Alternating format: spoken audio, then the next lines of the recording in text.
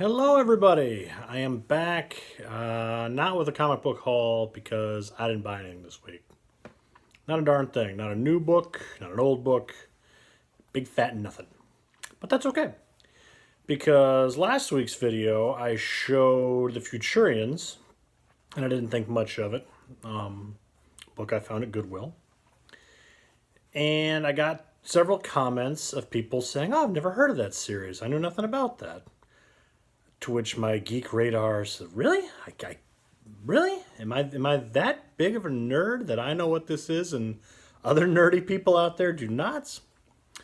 So with that in mind, I poured through the long boxes and I found a couple other series that are kind of obscure, I suppose. Like I'm aware of them, but perhaps some of you are not. Perhaps some of you need to know about these things so you can feel the comic love and search them out and find them, bring them into your home.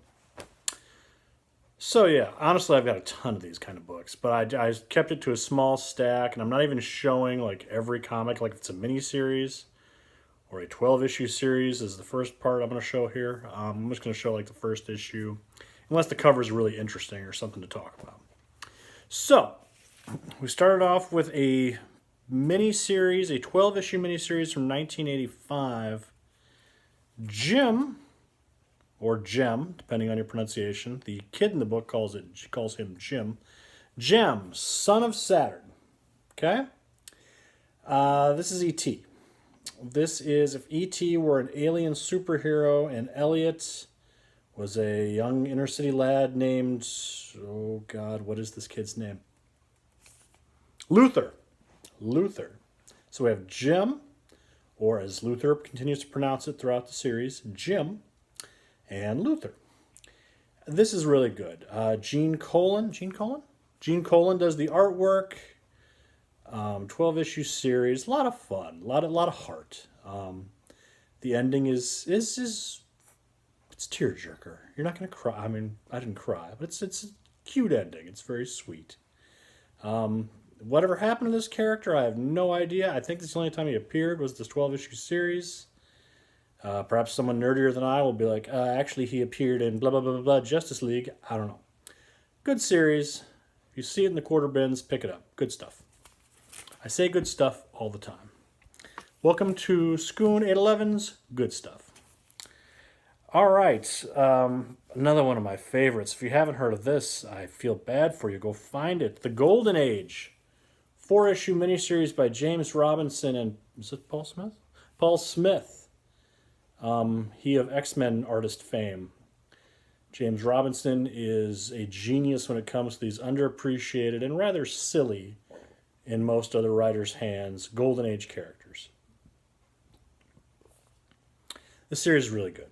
It's 4 issues, prestigious format, tells a great story set in World War II. Bunch of heroes taking on Hitler. Can't go wrong taking on Hitler. Indiana Jones takes on Hitler. Captain America takes on Hitler. Can't go wrong when Hitler's the bad guy. Everybody roots against Hitler. Really good stories. Good stuff. Good stuff. I can't stop. This is not my finest video, but I'm not going to restart it because I'm just not. Okay, now I know I've shown some of these books before. Perhaps I've even shown the whole miniseries. I don't recall, and I was too lazy to go through all my videos and see. But in the early 90s, Alan Moore and a host of artists did a love letter to the Silver Age Marvel books / little tongue-in-cheek poking at Stan Lee for not being as artist-friendly and maybe being a little bit phony. I don't know. It's just Alan Moore's take. It's a 6-issue miniseries called 1963. They all have different titles. And they're very much in the Marvel flair. Even there's a would-be editor in these books that writes in the Stan Lee style. Very tongue-in-cheek, but very alliterative. They're a lot of fun. But here's a problem, all right? It's a 6-issue miniseries. They were supposed to wrap it up with an annual that crossed them all together and then crossed over with the other Image comic characters. They never made the annual. For whatever reason, they just didn't finish the series. The story is incomplete. But these issues are all pretty much standalone. But here's what I realized as I was gathering this. 6 issues, right? Mystery Incorporated, Book 1. You know where I'm going with this, people. No One Escapes the Fury, 1963, Book 2. Very cool. You might even say good stuff. 1963, Book 3, Tales of the Uncanny. As you see, very much in the Marvel style. 1963, Book 4, Tales from Beyond.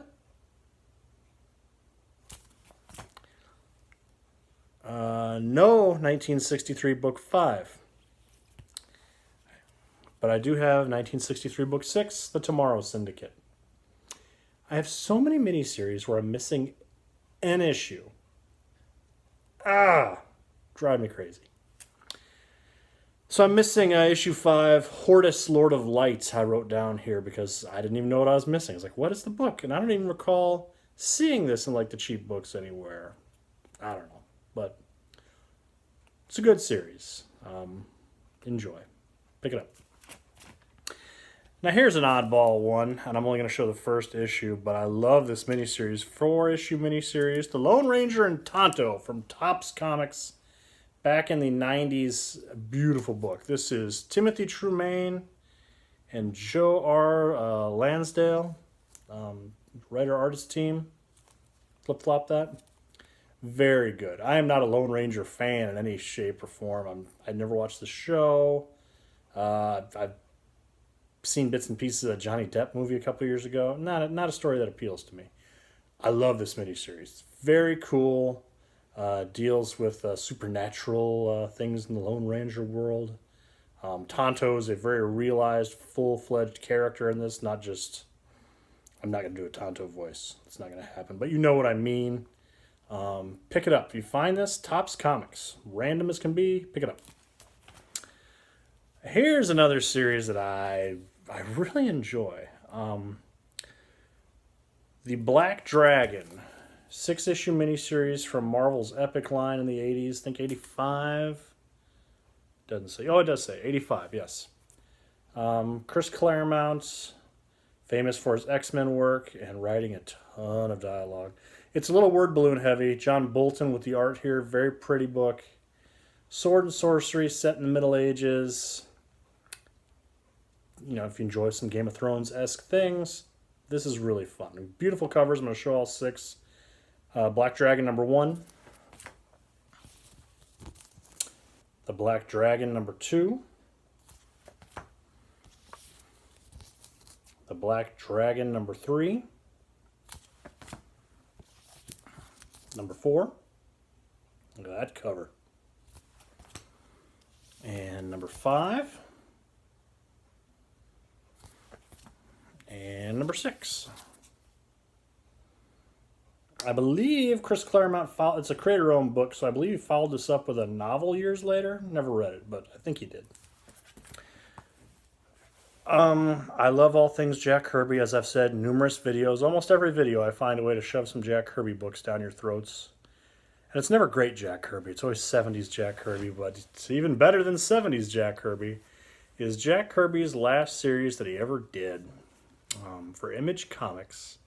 Phantom Force in 1994.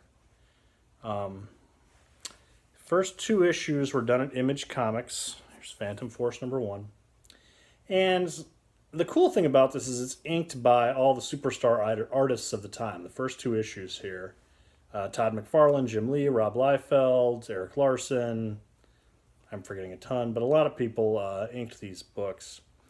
And some of it's original that Jack Kirby had drawn for this title. There's also a shoehorned in character that's a Bruce Lee-like character, which was clearly like a martial arts one-shot that Jack Kirby had drawn at some point in his life and just never used. So that's in here. But it's all good. I mean, it's all Jack Kirby goodness. So here's issue 1. And issue 2. And this was still published while he was alive. He died while this was being published, as I recall. So here's issue 2. They also have nice tributes from a lot of artists about what Jack Kirby means to them. Just it's a nice oddity. It's not Kirby's best stuff, and the coloring and the modern '90s style inking and coloring, and it's all on nice glossy stock paper, kind of takes away from the Kirby charm. But it's still Jack Kirby. It's still pretty cool. And then the series went to a tiny, tiny publisher called Genesis West. And this is only notable for Kirby didn't do the interiors, but he did the covers. And again, they're all inked by very famous people. Todd McFarlane inks Jack Kirby's cover for Phantom Force #3. Very busy cover.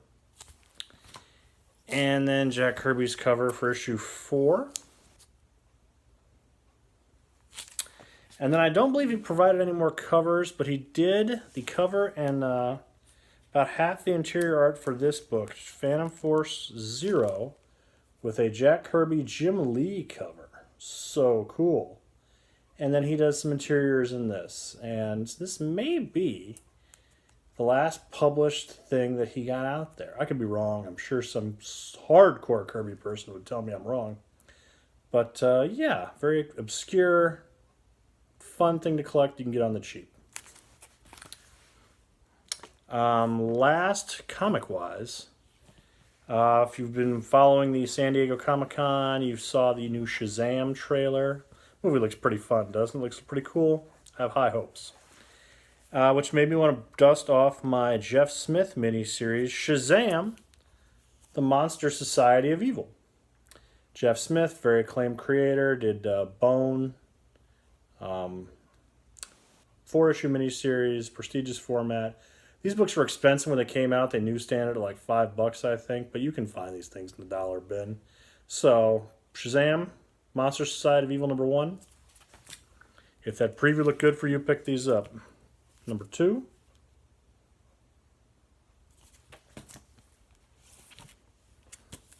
#3. And #4, the classic Captain Marvel or Superman pose. Cool. They obviously didn't feel that Shazam or Captain Marvel or whatever you want to call them could sell the book by itself because Jeff Smith's name is really big up here. They're not letting you forget who made this. And that's all I got for comics. But again, I watched all these trailers this weekend that were released at Comic-Con. Shazam looked really good. Aquaman looked fun. People are riding sharks, for God's sake. But there was a Godzilla trailer. And I am a big... If I didn't have enough nerdy hobbies already, I'm a big Godzilla fan. Old school Godzilla fans. 50s, 60s, 70s Godzilla. I watched all the 90s stuff, too, that was made in Japan, or put out exclusively in Japan that didn't have those American releases. That's all good stuff, too. But I'm going to recommend a movie. My first movie recommendation. It's the weirdest thing you'll ever see. When I was a kid, I loved all the Godzilla flicks. But I had a weird ritual. Whereas if I stayed home from school, if I was ill, or frankly, if I decided I needed to take a day off, I graduated. I did well. Something I would always watch, without fail, Godzilla Raids Again. It's not the best DVD cover. See, we got the movie poster there. Cool, right? I love this. This is the direct sequel to the original Godzilla movie. It's black and white. It's the first time Godzilla fights another monster, Anguirus. Anguirus, I believe is how you pronounce the monster's name. This was released in America as Gigantus the Fire Monster because the American distributors bought the rights but didn't want the actual Japanese story. They just wanted the footage of the monsters, and they were going to craft a tale around it. But they didn't, so they just changed the title to Gigantus the Fire Monster and just made a Godzilla movie and just released it, dubbed. Very strange. But I love this movie. It's so good.